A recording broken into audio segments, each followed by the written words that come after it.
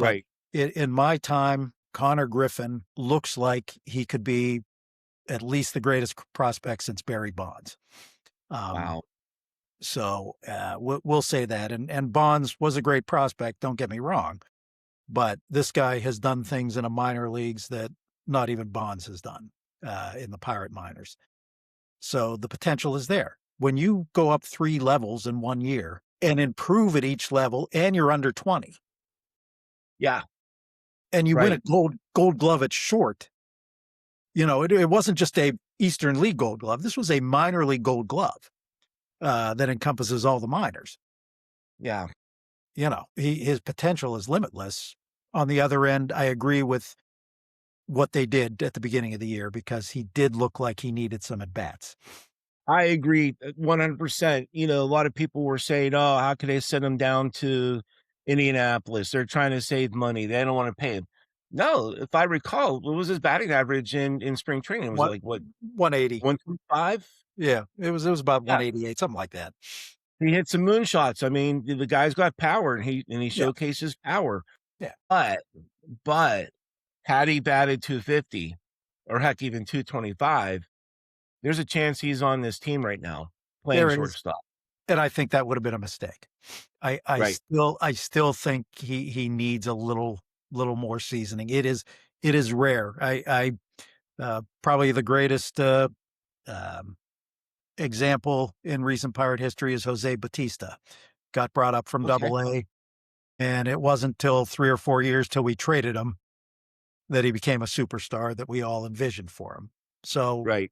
I'm a fan of giving them that proper development. I 100% agree, and I did try to tell some of my friends, "Hey, look at his batting average in spring training. He needs more bats in the minor league system, appropriately being in Triple A."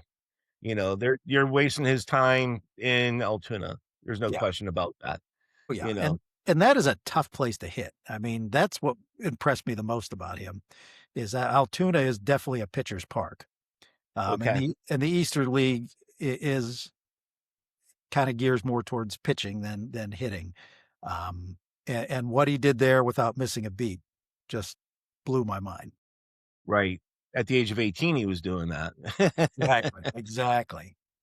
Incredible, and again, another generational player potentially, when he does come up to the major league team, when he comes here to Pittsburgh and he happens to, knock 20 home runs and hits close to 300, whatever the case might be, then he will be called a generational player, which means the Pirates will have 2 generational players on that roster when that That's happens, and it will happen, and I have no doubt it'll hap in that. yeah, it'll happen this year. I mean, it will happen this Right, year. And right. don't forget, he stole 65 bases, to boot.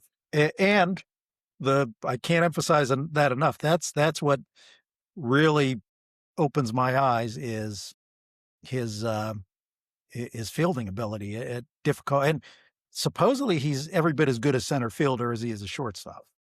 Wow, wow.